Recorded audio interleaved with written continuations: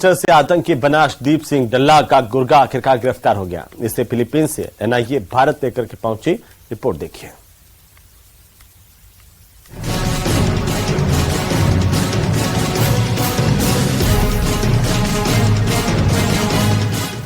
आतंकी अर्शदीप सिंह डल्ला का right hand गिरफ्तार।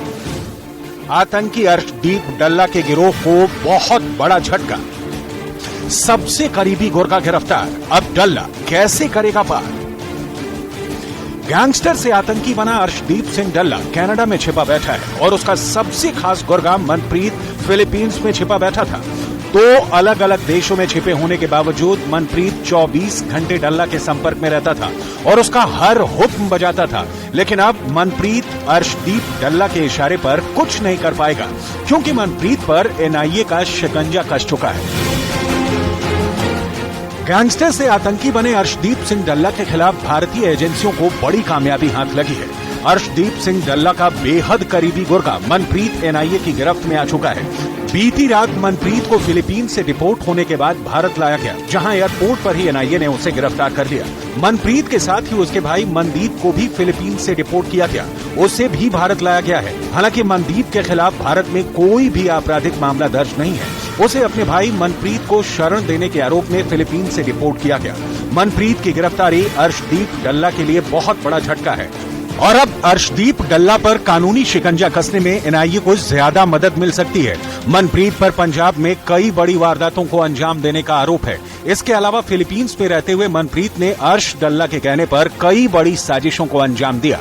ये अर्शदीप के लिए बड़ा झटका है। इससे पहले अर्शदीप को हाल ही में एक और झटका लगा था, जब उसके दो साथियों अमृतपाल सिंह उर्फ अम्मी और अमृत सिंह को एनआईए ने दिल्ली एयरपोर्ट पर गिरफ्तार किया था। ये दोनों मनीला से दिल्ली पहुंचे थे। इन दोनों के खिलाफ एनआईए अदालत में गैर जमानती वारंट जारी किया हुआ था। दरअसल सिद्धू मूसेवाला की हत्या के बाद से ही देश में एक और आतंकी नेटवर्क की शुरुआत हो गई थी। यह नेटवर्क बेहद खतरनाक था, क्योंकि इसमें विदेशी आतंकी स्थानीय गैंगस्टरों के साथ गठजोड़ कर देश में आतंकी वारदातों की साजिश रचने में जुट गए थे। इसकी भनक एनआईए को एक जांच के दौरान लगी, जिसके बाद समूची जांच एजेंसियां आतंकी गैंगस्टर गठजोड़ को तोड़ने में जुट गए।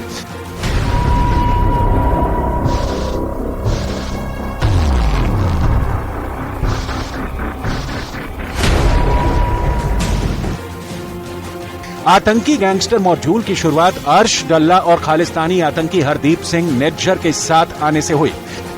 हरदीप सिंह निज्जर ने पंजाब और पूरे देश में धार्मिक उन्माद फैलाने के लिए भारत में आतंकियों को शरण देना शुरू किया और उसने अर्श डल्ला को भी इसी काम के लिए शरण दी थी, जो कि पूरे पंजाब में उसके इशारे पर काम कर रहा था। और फिर धीरे धीरे अर्श डल्ला अपना नेटवर्क बढ़ाता गया और उसके गुनाहों की फहरिस्त भी लंबी होती चली गई। उसने भारत में फिरौती वसूली का रैकेट चलाया और धार्मिक सद्भाव बिगाड़ने की साजिश रची।